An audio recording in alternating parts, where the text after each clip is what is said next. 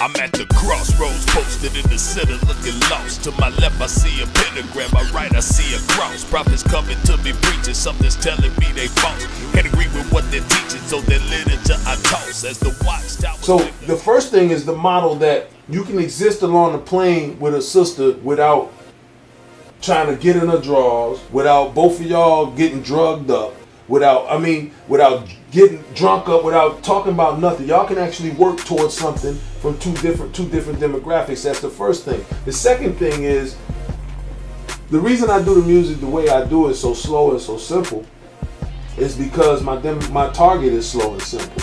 Not slow as far as just dumb, but just they register things slowly. And they register them quickly, but they process them slowly. Mm-hmm. And so if they can, because they don't even listen to the lyrics now. They find one part about the song that they like, and they repeat that one part of the song, and the rest of it is Charlie Brown teacher. You know what I'm saying? Now, my thing is to give them something that, okay, let me go look and see what's going on out here. Because he put it a certain way. He didn't put it like he going after the people that put us in this position. So we can ride with him like that song we just did. That's real. That's what's up. You know what I mean? And to get them to open up to us, because they're not opening up to the conscious music, because the conscious music is considered soft. But I just did a Broadway show about all that, doing Tupac music, no less. But on that same note, if this was on the radio tomorrow and say something similar like this, but she's the mouthpiece for it, you know, her fan base, are they going to say, who's Calvin Candy? And am I going to take the time to Google it to find out who that is? Yes. Yeah, you will. Yeah? Yes. Okay. I'm asking. That's why I got her. That's why, because I can't be tunnel vision. I have to have that in my presence. Not that mean anything, but I have to have this in my presence to keep me in tune. Because if it was me, I would be on some real complicated stuff right now. Like words, I'll be saying all kind of stuff. But I have to say, okay, what you think of that? And then if she say it's cool, then it's cool because she represents the epitome. And not in a negative way, but she represents the epitome of the demographic out here that's not listening. But she's smart enough to listen. So if she could get the idea and say, oh, that's cool, then I know already, okay, I'm there. But if she would have said, nah, you need to do something different or whatever, then I would have did something different. Not because she know more than me, but because the target is her group. Right. So with her on the forefront, and I'm telling you, that's the key to get more of what they used to seeing, talking like we talk. Because if we can get them to do it, then it's not that old man trying to preach to me or that she don't know what she's talking about. So they listen. Right now they're not listening. Now the thing that might get them to listen is the fact, which I don't really think so, because here it is, the epitome of wrong is being done to these young dudes, whether Michael Brown is questionable or whatever, and the Jakes and the Dollars and all of them having gatherings and spiritual revivals and selling books and all that other stuff instead of coming down here and being on the forefront. If those guys had a mobbed up and came to Ferguson in the beginning and elbow to elbow in front of those police with those riot gear, this situation would have de-escalated so quick because you got T.D. Jakes, you got Creflo Dollar, you got all of these well-known polarizing ministers. The cops ain't gonna do nothing to them. They're not, because they're embodied by the same structure in so many ways that you're saying the hierarchy. I guess my bigger concern is how not to put that kid in that situation. But what are we going to do?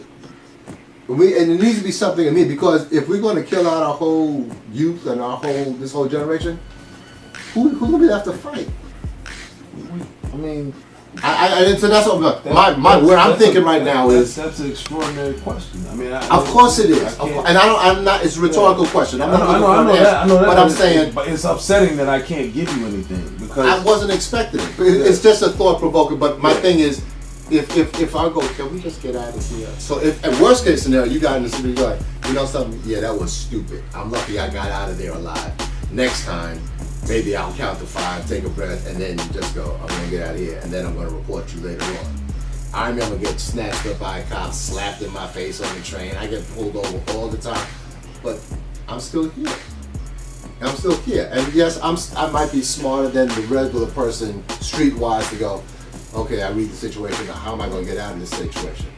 I understand it. I'm born and raised here in Brooklyn. So, this is not the first time. Won't be the last. But that's what it is. So my thing is, so with this little bit of knowledge, without sounding preachy and like the old man knows everything, what am I supposed to say and do to this young brother here? And I can help and support people with my time, my talent, my money. I can do that. But there also needs to be a time where there is a positive role model and say, Zane's old, but he's kind of cool, and he's, he ain't no millionaire, nothing, but he's still a cool guy, as opposed to who used to be the drug dealer, the kid, but that was the guy I want to emulate now with these idiots, basketball wives on TV. They ain't done jack, they just married into some money, and now I'm all of it married. You know what I'm saying? So I understand all of that, but right now, right today, I want my young brothers to come home alive, man, and I'm just like, well, if can y'all just step it down a notch? Step it down a notch. Just one step on the ladder, come down, and that might make it to the next day. There's no question about stupidness on the police force and craziness, and the police be the first one to tell you. They all know who the idiot is, the they know who the dummy is, and they don't want to rat them out. I get that. Right now, I'm trying to save my brothers. And the sisters got issues too, but really the brother, I'm like, oh my God, I don't know what to do, man. I don't know what to do. You know what? It's a rough thing to have to deal with, man, because let me tell you something. Every time I come up on 125th and Lexington, and I see what I see on 125th and Lexington, and it's not being exposed, but it's constantly happening on a daily basis, same thing every day. That's a contributor to everything, because there are so many potential Michael Brown situations or Garner situations on 125th and Lexington alone, and that's not counting all the other areas in this area. There's so many potential situations where a cop could actually kill somebody and get away with it because of the conditions and because of the circumstances, because of the environment. So I guess our thing is, how do we get our people to walk away from what's plaguing them? And I think the only way that we can do that is to speak to them in the language that they understand, which is from a materialistic standpoint. We have to grab them. Our people don't respect nothing unless it come packaged up and with a bow on it. So if I'm in a Honda Accord and I'm speaking the truth, and he in a Jaguar with rims on it and music and get out, and he got Rolex and all that other stuff, and I got on the Timex or whatever, and I'm in my Honda Accord, but what I have to say can save that boy life for that day. What he had to say can kill him.